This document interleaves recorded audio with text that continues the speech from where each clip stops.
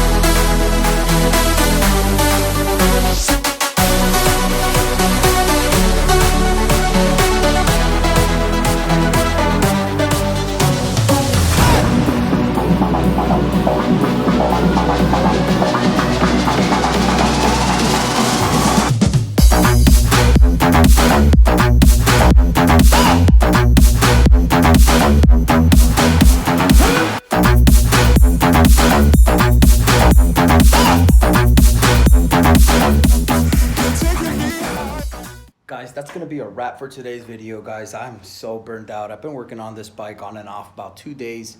So I already got our frame all stripped all the way down, painted. It's metallic silver, original color. I also already sanded down and painted all of the body panels. I have a mess in my garage, guys. Remember all that trash that was on this bike? Yeah, now it's on my garage floor. So I'm gonna have to be doing some major cleaning here, guys, but I'm tired already. I can't do any more of this bike. So make sure you guys stick around. We're gonna be having a lot more bikes dropping here pretty soon, guys. So stay safe. See you later.